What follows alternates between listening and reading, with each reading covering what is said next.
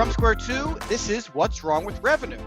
I'm Mike Lieberman, CEO at Square 2, and along with my longtime friend Eric Kalis and co-founder at Square 2 and six-time entrepreneur, Eric and I will answer the questions CEOs have every single day. What's wrong with revenue? You can be part of the livecast show where we'll answer your questions every Wednesday at 4 p.m. Eastern, or catch the show on demand on YouTube and on all your favorite podcast networks. Also, check out all our audio and video content on Square 2 Plus at the square2marketing.com website. Enjoy the show.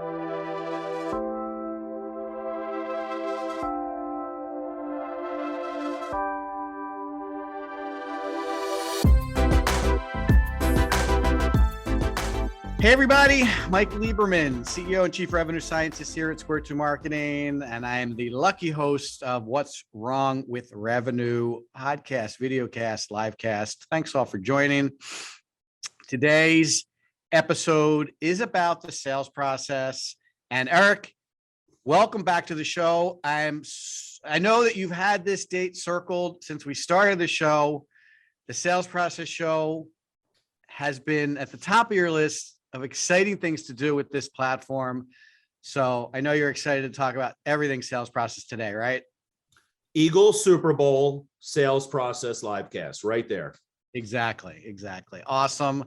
Everybody, just a little bit of housekeeping. If you're following the show, follow us on YouTube. You can subscribe to the show on YouTube and get you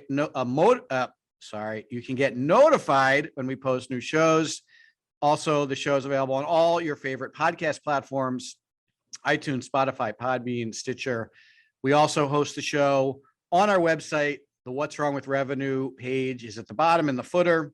Go there. You can subscribe to the show and get notified. You can get emails with the show after the show's over. You can also submit questions, of which we have a ton of good questions today. We'll get to them. And on that page, we post all of the shows. So there are plenty of different ways for you to get access to our show when and how you're interested in it. So one of the things that could potentially be wrong with revenue is you never focused on your sales process. It's not documented. It's not consistent. It's not designed. And specifically, it's not structured to help your prospects feel safe. You might think it's all about leads, but in reality, it's really not. It's about closing leads and turning those opportunities into revenue. And it's very, very possible that if you're having trouble with revenue, your sales reps are not doing the same thing consistently. You may have some reps that work with prospects one way, other reps that work with reps a different way. And if they're all not doing things the same way, it's going to be very difficult to optimize the process. It's going to be very difficult to measure how effective the process is. It's going to be very difficult to support the process. There's so much to this in the show today. We're going to dig into all of it. We're going to talk about documentation. Why is that so critical? We're going to talk about how tools like the CRM make this easier. We're going to talk about the data in the sales process and hopefully help you uncover some gaps, or as we like to call, friction in your sales process. We'll talk about metrics and we'll talk about who's responsible for this. So Eric, this is your Christmas. What do you got to add to this to kick us off? One, let me set the table. People call marketing companies like Square 2, and they usually, and I mean 99.9% of the time, want more leads. And by just looking at the other end of the buying journey, the close rate, it starts a whole new conversation about generating revenue. And where people will typically lean into the fact, I need more leads to grow my business. I think this episode is very important to open some folks' eyes about, it's not always about leads. It's about what can we do to generate revenue. I mean, heck, the name of the show is What's Wrong with Revenue, right? A lot of times a 9% close rate should be flashing red and people ignore it. 100%. So I'd like to start with something we talk to prospects about frequently, and that is whether their sales process is documented and whether it's visual so that people can understand it. I mean, look, let's be honest. The sales process is it's a flow, right? Leads come in, they get handed off to reps. Reps manage those leads. They qualify them. They talk to those people. They share information. They should be executing some standard interactions and sending them additional communication to keep the process moving. They should be, scoring them in some way so that somebody has some idea of how likely this prospect is to close, and eventually getting them to sign something. So it's a fluid process. It should be documented and looked at as a flow chart. There's a beginning, there's a middle, there's an end.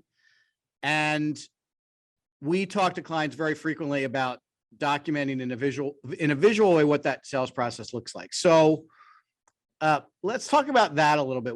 Eric, what do you think some of the advantages are of a company having a documented visual sales process of which they can use to keep reps on the same page? Well, now I'm talking to the CEOs in the audience, right? Wouldn't you like to know with confidence what you're going to do next month? Well, if you don't have any kind of sales process and you don't have definitive stages of the sales processes and metrics and numbers assigned to those, how the heck can you forecast? How can you project what's going to happen in your company? And you're completely flying blind on one of the biggest metrics around, which would be revenue. By putting it together into a documented sales process and agreeing to the stages of the documented sales process, now we agree we're going to take prospects through, let's say, 5 stages. And each stage, we're going to assign a percentage of closing or a dollar amount or something so that you could start to get a feel for like, how is the pipeline performing and how is it affecting revenue? And I would say of the hundreds and hundreds of prospects that I've spoken with over the course of the years around this topic, less than 10% have a documented sales process.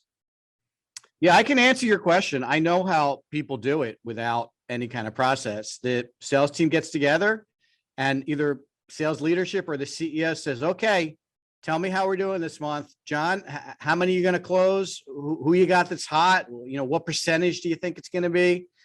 And that's how they do it. They literally, and that might be in a spreadsheet or it could even be in the CRM in terms of the reps' optimistic projections on who's going to close and when and for how much. Well, that's actually the problem. It's subjective, right, not objective. Right. And let me ask you, how do sales reps generally categorize their opportunities? They're all going to close. They're a very optimistic group of people, aren't they? Right. Everything's positive. I'm going to do great this month, boss. Don't worry. I got you covered. And then the month comes and they didn't do as well as they thought they were going to do. What do they say? Well, I couldn't get so-and-so to close. And this other guy got pushed to next month. And this one was on vacation. I couldn't, it's all very kind of haphazard and not very scientific. And I think that's really where we're coming from, is a documented sales process that has some other things, which we'll cover today in the show, attached to it, can go a long way to turn this relatively unscientific approach that Eric and I are kind of teasing everybody about into something much more scientific and much more easy to forecast. And when you can forecast accurately, you can get your operations team to be aligned. You know how your marketing is doing. It knocks down a bunch of dominoes when that's really working well. Wouldn't you agree? Absolutely. I mean, at Square 2, this is typically, we're talking to you in December of 2021. We're typically very busy in January and February, and this year is no different. We are just swamped right now with new opportunities and closing deals.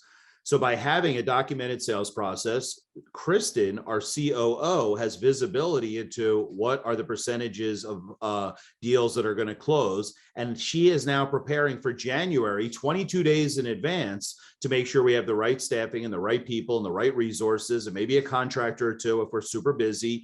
That's all on her for pre-planning, as opposed to the company who they all hit at the same time and they're caught with their pants down. Yeah. And actually, as we were discussing yesterday, she's actually planning for February already, because we know how busy January is going to be. We don't want to bring on a client if we can't take good care of them. So, some of this business may roll into February already. She needs to know that so she can plan accordingly. Exactly. So, giving a operations person access to the CRM and sharing the reporting that comes from the documented sales process from the CRM now automates the information flow from sales to operations. You don't have to have a huddle about it. She knows, 6 of them have reached the verbal commitment stage. I better get my act together from an operations perspective. Yeah. In fact, our CRM actually notifies her when we get those verbals and she can start planning for it. So that's a great transition. Let's talk about the CRM. So by the way, if you don't have a documented and visual sales process and you're interested in what that might look like, shoot me an email. I'm happy to share a number of examples of what a visual and documented sales process might look like. Mike@square2marketing.com. I'm happy to send that over to you if you want to see what that looks like. But Eric, let's assume we have that. We're doing a good job. We've documented it. Everyone's bought in. How would we go about installing this into the CRM? Because that's really where you're going to get compliance by the sales reps, right? The CRM is the tool that all the reps are using. It's the single point of truth around sales. And how would a sales process that's in the CRM keep everybody on the same page, adhering to our new sales process? Well, I'll use the HubSpot CRM, my favorite, and the one that I'm in all day, every day, as an example. HubSpot understands that if you have a documented sales process, you now have to put that into some kind of technology tool. So you can set it up a variety of ways, but for the simplicity of our conversation today, let's use each stage of the sales process as a different column on the CRM dashboard. And as they're moving from one to another, the CRM is updating all of the statistics that are necessary. How many people do we have that reached out to us that are just leads? And then, oh, those folks scheduled those calls to have a discovery call. Great, we move them to the next column. Now they're in a different phase. Oh, we had the discovery call. Gee, they weren't a good fit for our company. I referred them out to somebody else. Their close loss with the reason that their close loss, that goes into a separate report. Wait a minute, they qualified in, and now we have to do our diagnostic meeting. As soon as I move it to the next column, it triggers automatically all sorts of things to happen. Now, the conversion of your visual sales process into a CRM is crucial, because everybody has to agree when a prospect moves from one classification to the next, and then certain things have to happen. So for example, when I drag a card from one column to another in a CRM, we have a program that it'll automatically send out updates. And Mike just said, when I drag it from recommendations to verbal commitment, that automatically sends an email to all the people that have to know that a new deal is coming down the pike. There's no question that the email doesn't go out. There's no, I forgot to do that. It's just automated. So the biggest challenge is defining what each stage is and making sure that it's correct in the CRM. But that's basically it. It's the conversion of this kind of like written or visual sales process into a technology tool that is now managing that. Now, I just want to go down one other road here for a second. When you have a great sales process and it's set up correctly in your CRM, it enables an individual salesperson to work on so many different opportunities. And that's important to our listeners today as well, because we don't want to hire more salespeople and manage them. We want to get more efficiency out of our existing sales force. So if you're thinking, I got some spreadsheets and I get the guys together once a month and we talk about that, that's perfectly fine, but you're losing so much efficiency and spending so much more effort than you could with a simple $300 a month CRM tool. Yeah, I think that's a really good point. And we've heard it lots of times. Well, I'd like to grow my company. I'm going to hire more sales reps. I think that's a common go-to for CEOs who are looking for growth. Well, if I did 10 million with 5 reps, I can probably do 12 million with 6 reps, right? So let me just hire another rep. And I think what you're saying is you might be able to do 12 million with 5 reps. You might be able to do 12 million with 4 reps. And I think that's a really good point. Today, growth is not contingent on the number of reps. It's more about the efficiency of those sales reps that you have, and a documented sales process, a CRM that is keeping everybody on the same page, automating a lot of things that they probably had to do manually in the past, is one way to drive that efficiency in your rep team. I think if you take nothing away from today's session, that would be the only, if you took nothing else away from it other than that, you'd be ahead of the game. You know, a lot of our clients actually started learning this during COVID for some reason. I think because sales reps had to work differently during COVID. they didn't need as many reps. They were doing just as much revenue with less reps because they were doing it smarter. They were using tools and they were following a process that was perfectly aligned with the way their prospects wanted to buy and wanted to work with them. So that's a pretty big takeaway from today's session for sure. Let me sprinkle a bit of strategy on top of what you just said, Mike. Okay. More sales out of less people. That also has to go strategically with how you qualify a prospect. So you and I agreed years ago that we would develop what we call the Pain, Power, Fit qualification system. It's a system of 15 points, 5 points maximum for pain, 5 points maximum for power, 5 points maximum for fit. And then we defined what is power. Power is, are we talking to the person that's going to write the check? Fit is this a good fit for the kind of work that we typically do and we can succeed? And pain is, how likely are they to hire us based upon the problems they have, right? So if I don't hire Square 2, I'm going to go out of business next week, is a pain score of 5. Oh, I'm thinking it might be a nice to have to maybe fix up my website a little bit sometime next year. That's a pain of 1. So when you took pain, power, fit, and you gave each one of those individual scores of 1 through 5 and aggregated them into an overall score, we agreed as a company that we would not pursue any deal that wasn't at least 10 out of 15, which means that the salesperson has to either work with them to bring the score up, like, hey, I know you're the office manager, but we really should get a call with your CEO. Immediately, that power score could go up 2 or 3 points if you get the CEO on the phone. Or, oh, you're on Pardot? Well, if you're interested in switching to HubSpot, that would be a better fit for our firm. If you're open to that, I think that would be a really good strategic fit. Okay, great. They're switching to HubSpot. Their fit goes up and so forth and so on. But the deal is that if you don't work with anybody that's over 10 out of 15 on that scale I just mentioned, that's a lot fewer prospects that get into the sales process, which means that your reps can spend a lot more time with those individual people, increasing your chances of closing them. So, Mike, you're right about that takeaway of the CRM, but also the strategy around the CRM and the agreement of the team on how we're going to use the CRM. A lot of times people say, I have a close rate of 10%. But when we dig into that, their calculation is from lead to close deal. It really shouldn't be that way. It should be from SQL or sales qualified lead to close deal. Because if people aren't qualified, why are you saying that you didn't close them? They're not qualified to begin with. And that's where really understanding the terminology and the parameters around each stage and what the definitions are on the front end now makes your sales process more efficient.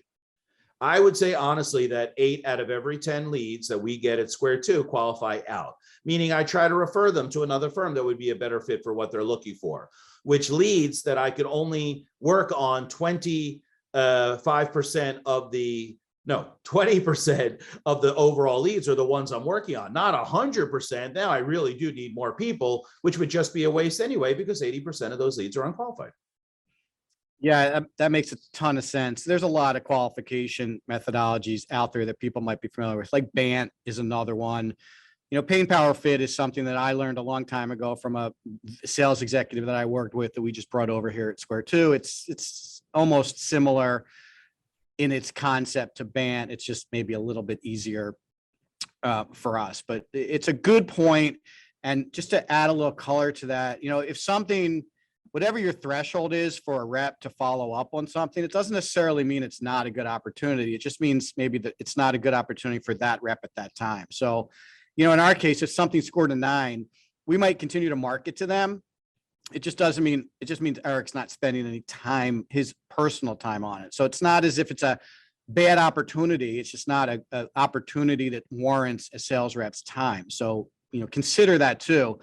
Also, oh, wait, Mike, that's a good example, but like I just had one where they said, yep, we're working on raising money. We're expecting our money in Q1. So I said, chances of them getting their money in Q1 could be 100% or 0%. I don't know. I'm the outside person. I said to them, listen, why don't we pick up the conversation when you're just about to receive the money you raise, because they can't move forward with us until they get their funding. So, right. I mean, it takes a little confidence and perhaps a little chutzpah to say, call me back when your money comes in. But I could go through the whole process like, this is great. And then the money never comes. And I wasted 6 total hours of conversations and proposal work. Well, I mean, I think in that case, the pain would have been a low score. So it would have qualified out. Like, if they needed us immediately in advance of their funding, pain would be higher. But without that sequence, it's got to be lower, right? If you follow that scoring model out too, you'll find that deals that score 14 and 15 generally close in 30 days. You're talking to power, you're talking to their pain is acute, and it's a perfect fit. So we talked about forecasting earlier.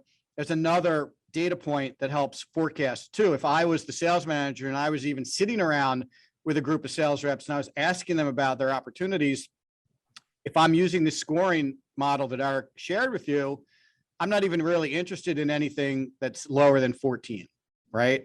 And if it's 13, my question is, well, what are we doing to get it to be 14 or 15? If it's 12, what are we doing to get it to 14 or 15? So that's another really good way to think about optimizing a rep's time.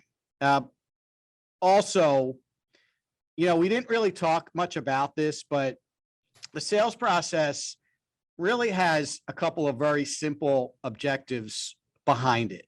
One, no one's hiring you, no one's picking your company or buying your products or service or hiring you unless you make them feel safe. And that sales process has to be designed to get them to feel safe.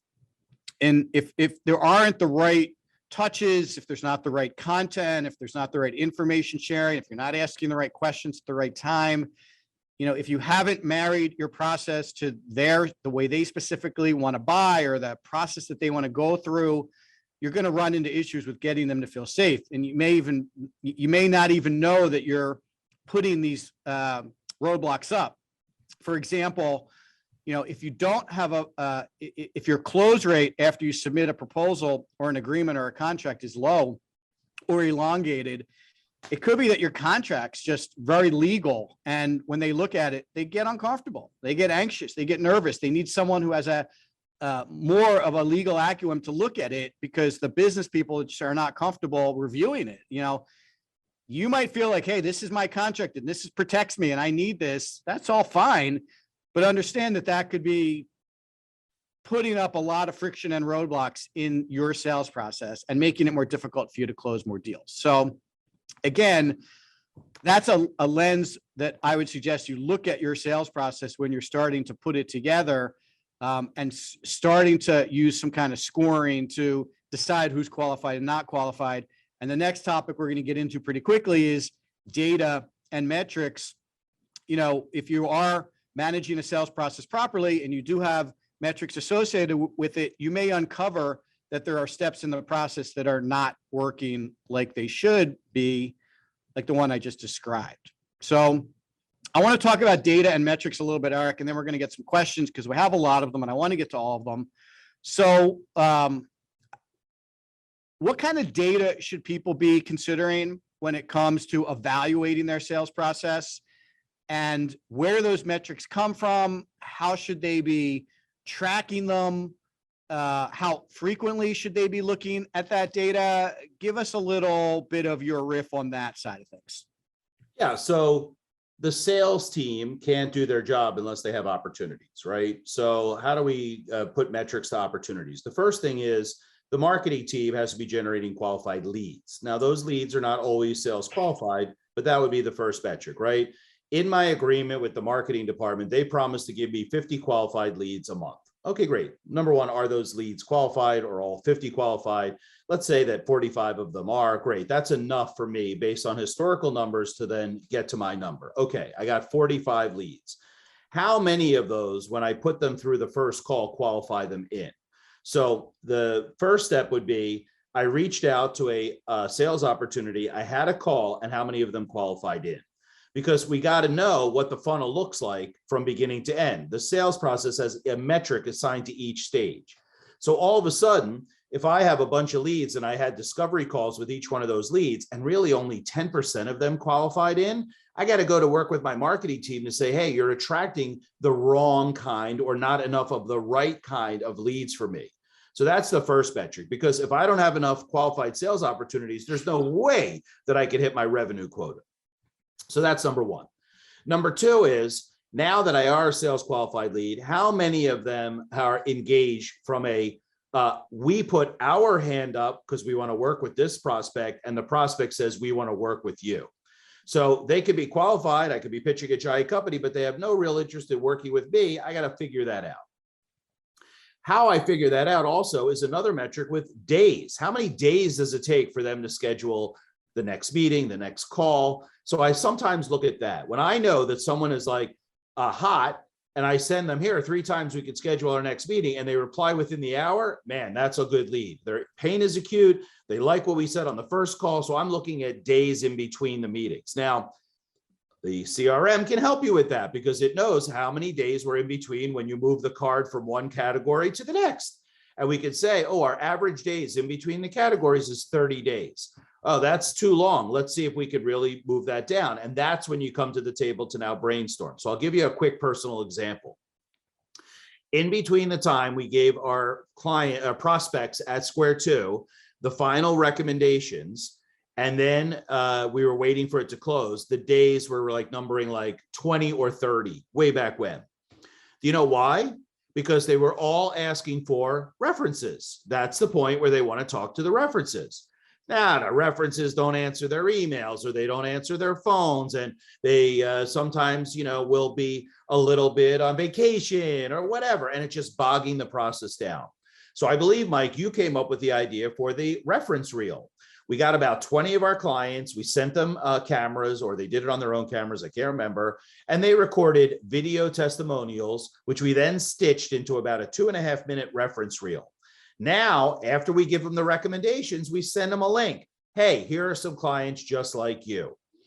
Not only did it expedite the close, but it also cut the days because they didn't have to ask for references. And we weren't bugging our existing clients to answer calls all the time to be a reference on us. So when you look at something like that, the metric said 30 days is unacceptable. Let's get together and see how we can cut this in half to 15 days. And the idea of a piece of content like a reference reel was the manifestation of that brainstorming session, and we were able to accomplish our goal. So that's where applying metrics to all the stages not only give you an understanding of what's working, but it then gives you the insights on things you can do to make those numbers better. Great point. Great point. By the way, if you are interested in tracking days for stage, you have to do some special, I wouldn't call it coding, but you have to set your CRM up to timestamp when something moves. So it's generally not every CRM is out of the box configured to do that. It's kind of a 201 or a 301 upgrade to the CRM. So if that is something you're interested in, just be aware that that might take a little bit of extra effort to get it set up properly, but it should be set up like that. You're going to want to know that for sure. Sure. It's a super powerful number to track. By the way, I didn't mention, if you want to see the reference reel that we created that we send to prospects, hit me up at eric@square2marketing.com and I'll send you a link to that video. It literally cut 2 weeks off our closing process. And I suggest you do the same as a salesperson. By the way, we actually send a video kit to almost all of our clients that are willing to be references and do a video like that. And they all now record videos like that. And we do lots of different things with it. Sometimes they make it into the reference reel. Sometimes they're on our website, or we use it in other marketing campaigns. So collecting video from your clients is way easier than it ever has been. So again, if you're interested in some details on that too, just hit me up and I'll share it with you. All right, Eric, you want to do some questions? Love the questions. Okay. So this is from Karen in Austin. Getting all the reps to follow the same process seems highly unlikely and a big lift. Why do you think it's so important? We're doing pretty good now. Why mess with it? Well, we're doing pretty good now is the key phrase there. Do you not want to do better, Karen from Austin? Of course you do. And by making some simple adjustments, that's how you could really be better. Now, I'll tell you right now, anybody that asks that question is sheepish about asking their people to change their behavior. So gather up the confidence, Karen from Austin, and say, hey guys, these are the reasons why we want to make this process uniform.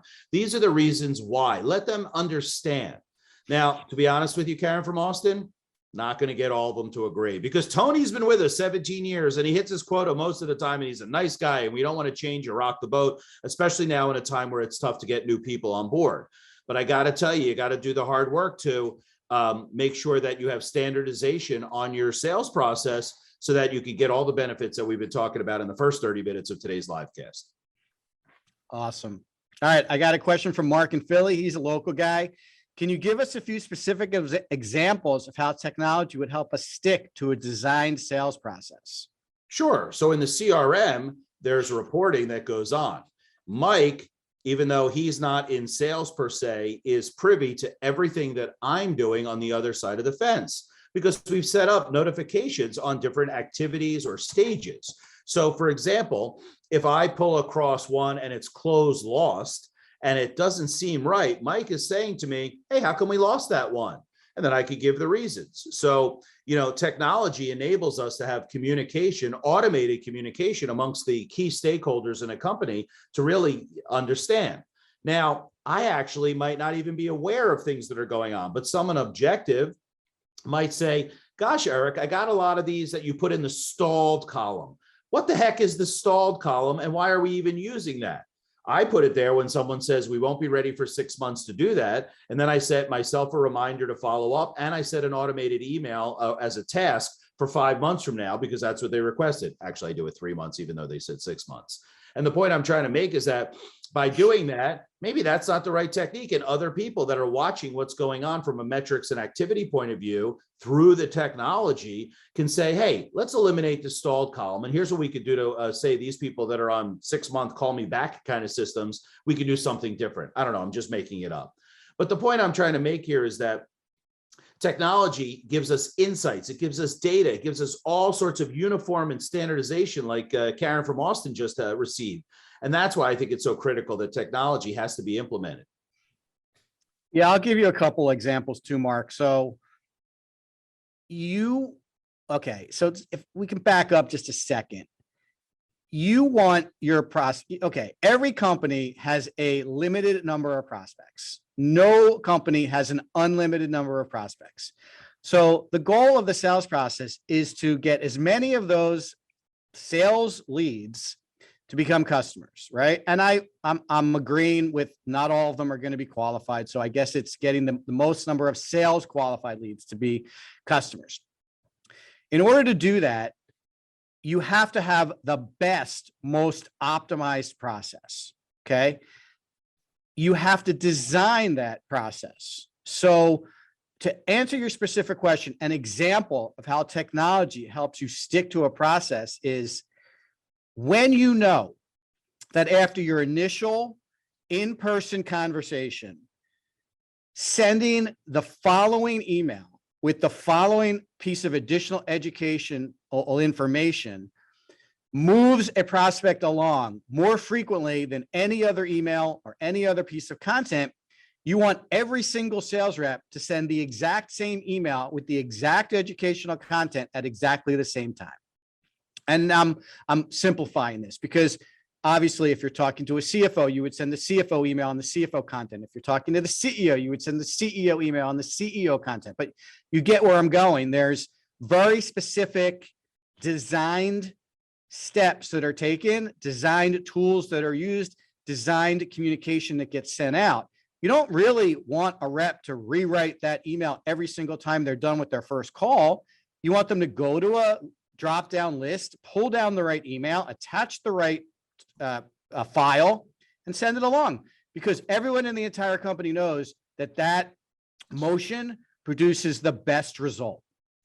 And I probably could not even come up with a better example of how technology makes that easy for everybody to do the same thing at the same amount at the same exact time. And you're going to have a number of those examples. You're going to have a number of conversations that you have with prospects along the way, right? I mean, we probably have, what do we have? 1, 2, 3, 4, probably 5 or 6 personal interactions with prospects in the Square 2 sales process. And all of those have some type of follow-up, some kind of educational content that goes along with it. Eric talked about the reference reel that gets sent at a very specific time. before they ask for references. You don't want to send that after they ask for references. You want to beat them to the punch. If you wait for after they ask, they'll be like, okay, that's nice, but I still want to talk to people. If you send it before, you look proactive. You look like you got your act going on, like, and then they don't even get a chance to ask. So that's a sales process change that we made when we realized this point in the process is better than this other point in the process. You got to look at it like that. And that probably uncovers a ton of specific examples about how the technology piece of it would make the process more efficient, more effective, and allow you to turn sales qualified leads into new customers at a much higher clip. Quick add on to that, Mike. You know, when you say send this email at this time, you're really saying send this email from the template that we've created and perfected over time. That template is stored so that the salesperson doesn't have to write the email over and over again. They say, open template number 3, send. And that way it's exactly the way we want it. Yeah, absolutely. Okay. So Eric, this will be a favorite question of yours. This is from Laura in San Francisco. She said, can you talk about what you mean by friction? I've heard you use this before. Specifics, please. So we mention this sometimes. We don't always go into detail about what friction means, but help everybody understand what friction in the sales process means.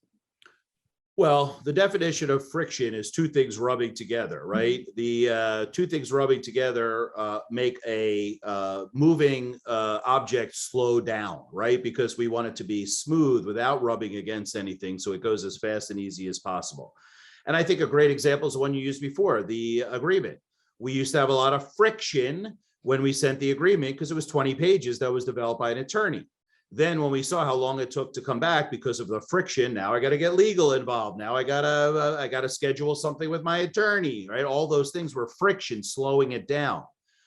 We went back to our attorney. We said, put this into regular English and make it no more than 3 pages. Only put in the things that are going to bite us in the butt if this relationship turns sour.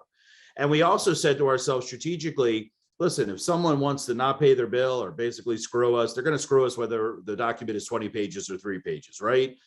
After we changed gears and we went to a 3-page document, immediately those days sped up like we talked about before. And the reason was that we took the friction out of the process. Let's say, as another point, you are not immediately scheduling the next step in the previous step. Hey, this was a great call, Charlie. Let's get out our calendars right now and see when we can schedule the next call. If you don't do that and get their acceptance of the next stage, now they get off the phone. You now send them an email a few hours later. By the way, they're out to dinner and they slept late the next day and they had a big meeting and a conference and they didn't get back to your email. You added friction by not getting their commitment to the next thing right there on the phone. Now, if I work correctly and my schedule is open enough, I can schedule that meeting in a day or two. But just by adding in those extra steps of let's schedule it after, now I might have that meeting 10 days later, which gives my competitors opportunities to jump in there, more friction, which also makes sure that they rethink their original strategy. Maybe we won't hire a marketing agency. Maybe we'll get an internal person. But if I can take the friction out and cycle that sales process as quickly as possible, that's only in my favor. Makes great sense. I mean, friction, by the way, is not just a sales term. There's marketing friction too.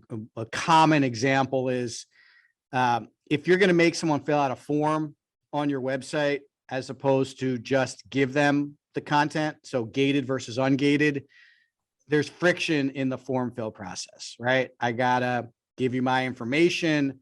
What are you going to do with it? Do I really want to give you that information? Do I really know you enough to share that information with you? There's friction there, right? Roughly, not even probably, less than 10% of the people are actually going to want to fill out that form. You're preventing the other 90% from reading your educational content and getting to know you better. So friction is all through the sales and marketing process. It's in the customer service process too. In general, you want to look at your entire revenue cycle, soup to nuts, and really make sure that there is as little friction as possible. Sometimes you're going to need some friction just to do business, but really make sure there's as little friction as possible. So I got a great question. This is from Dave in Scotland. I actually know Dave. He's actually a pretty interesting guy. He's a professional ballroom dancer, and he loves playing golf in the winter. Two things you don't typically hear too frequently. So Dave has a good question. What measurable improvements have you seen with companies who've added a process like the one you're describing? So I got a couple that I was thinking about, Eric, and then you can chime in if you have a couple others. So measurable improvements you've seen with companies who've added a process like the one we've been talking about. Well, I think the first one is close rate. And I'm talking about exactly what I was thinking, Mike. I mean, I'm that's talking about close rate from there. Look, there's lots of ways to measure close rate, like Eric said, but I think the simplest is I submitted a proposal or I gave somebody my recommendations, and are we going to win the deal? I think when you ask people what your close rate is, I think that's where most people go. What percentage of proposals did we win? They view that as the close rate. So again, if you're actively working on a sales process, the close rate should absolutely improve. And by the way, this is where you should probably focus initially your energy around sales process, because this is the best place to improve revenue. And I can give you some quick math on this, and then I'll rattle off a couple of other measurables, and then Eric, you can chime in too. If you have a 20% close rate, if you're closing 2 out of 10 proposals submitted, and you could find a way to get that to 40%, closing 4 out of 10 proposals submitted, you'll double your revenue. I want to just repeat that because for some reason, a lot of people don't understand this or don't think this is legitimate. You'll double your revenue if you improve your close rate by 2 times. Even if it's 10% and you get it to 20%, you'll double your revenue. So I think you have to start looking there when it comes to sales process and metrics, right? And we talked a lot about what could potentially be causing you to lose deals at the end of the stage. Your contract could be too complicated. And we've seen a lot of people when it comes to actually presenting the final recommendations, you talk about yourself for 80% of the time, 20% of the time, you talk about what you're going to do for the client. Flip that around. Spend 90% of the time talking about how you're going to help the client, 10% of the time talking about you. They don't need to know about you at that stage in the process. They already know who you are. So don't spend time doing that. Make sure that they have all the information they need to make a decision, not like, well, we'll get you that so you can decide. Eric does a wonderful job socializing and co-creating our recommendations before we even get to the recommendations meeting, so we don't surprise people at the end with a big number that they've never seen before, or a configured agreement, configured solution that they didn't buy in on. So there are so many things you can do at the end of your sales process to improve your close rate, and you don't have to get it to 80% to improve revenue. So that's obviously the place to start. Sales cycle days, Eric talked about that. Average revenue per new customer, another good metric on how well your sales team is doing and how well your sales process is working. You should be looking for improved month over month goal attainment. So, if you're 5% over goal this month, you want to be 7% over goal next month. Look at rep retention. This is huge. The great resignation, people are leaving in droves. Like, are your reps leaving? Are you having to replace them? That's going to slow down your growth. It's going to make taking care of prospects much more difficult. If there's a revolving door with your sales team and they're constantly leaving, you're constantly bringing new people in, you're constantly training new reps. That's not good for revenue. That's not going to help you. So I would identify why they're leaving and start looking at ways in which you can retain them as well. Any others you want to add, Eric? No, that was really great definition. Awesome.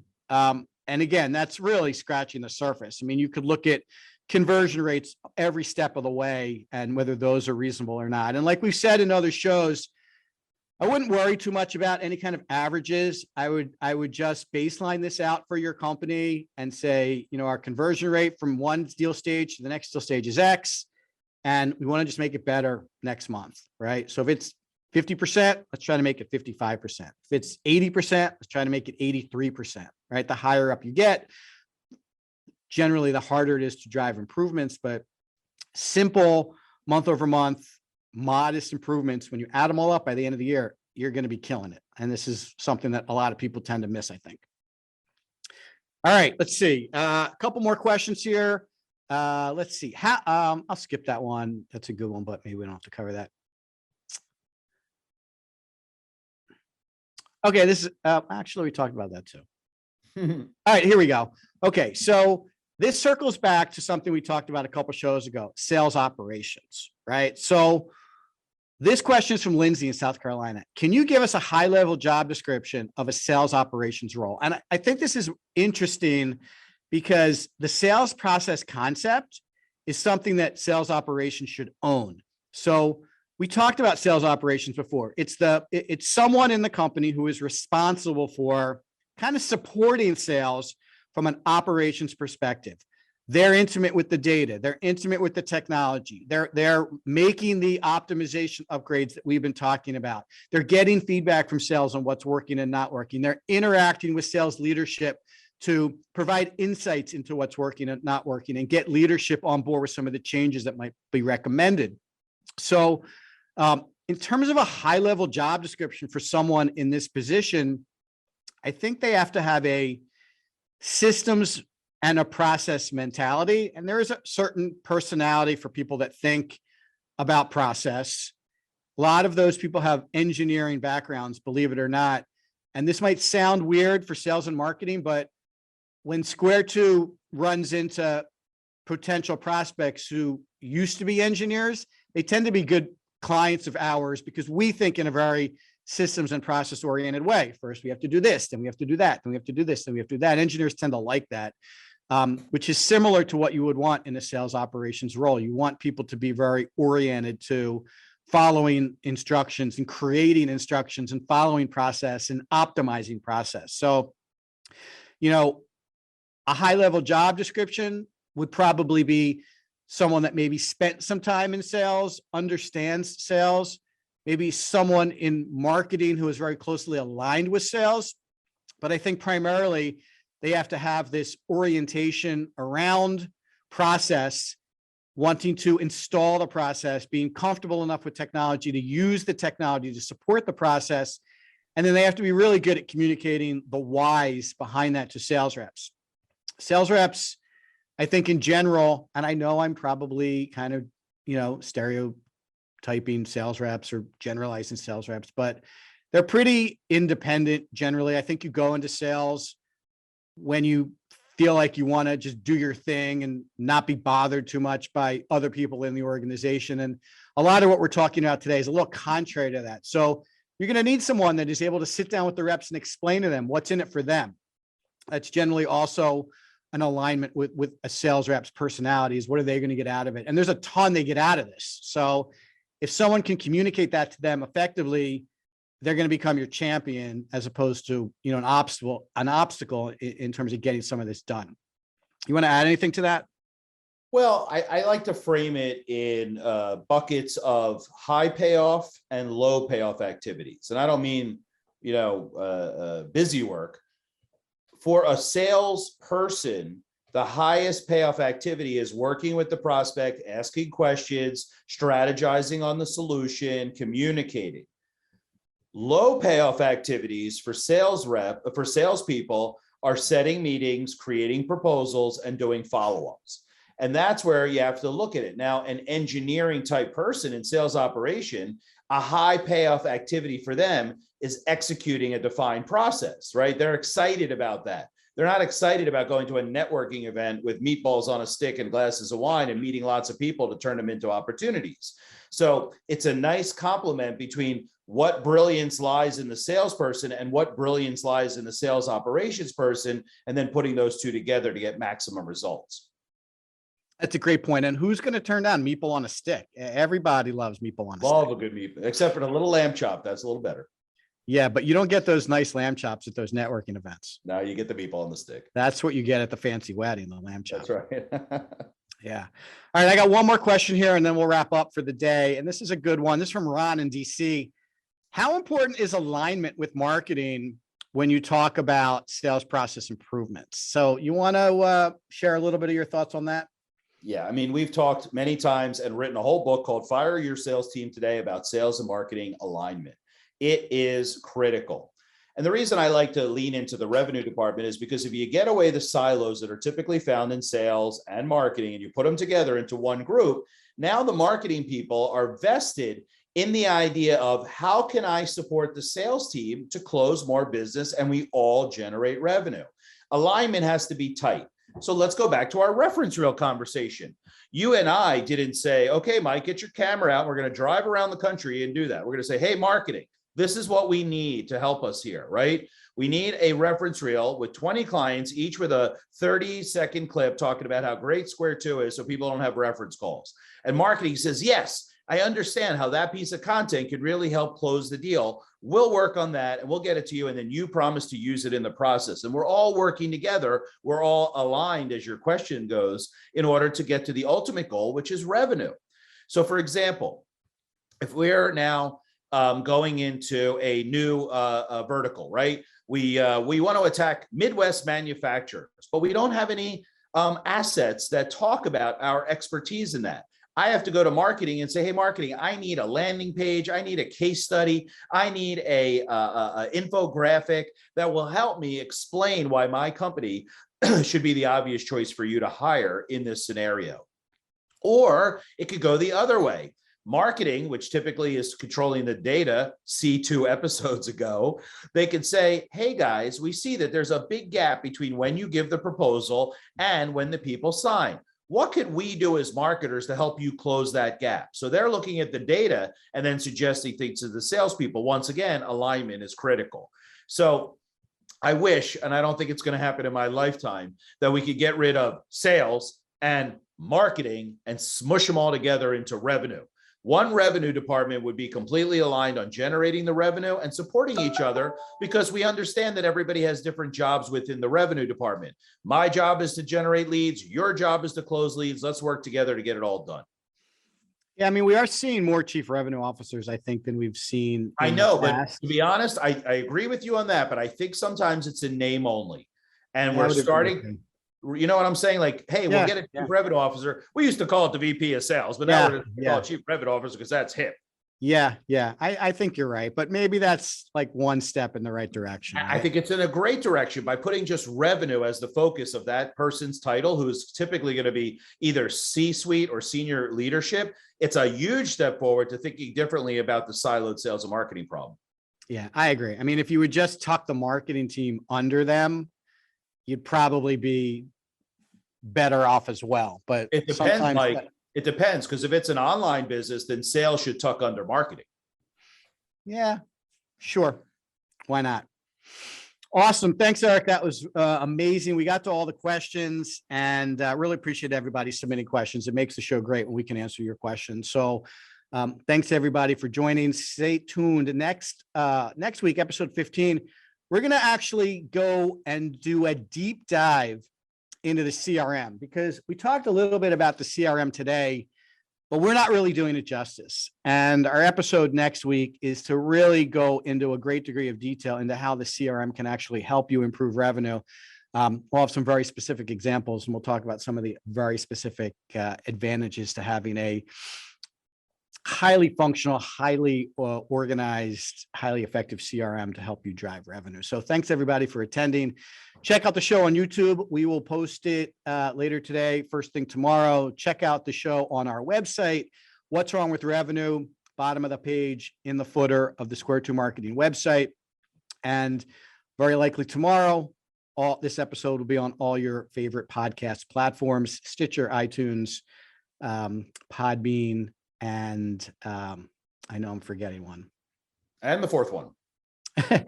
And obviously subscribe to the show, submit your questions. If you're interested, like us, share us, help us with some comments. We're trying to design a show that satisfies your desire to get better at driving revenue for your business. Thanks for joining us. We really appreciate it. Eric, say goodbye to everybody. Bye, everybody. Have a great day, and we'll talk to you soon. Thanks. Bye-bye.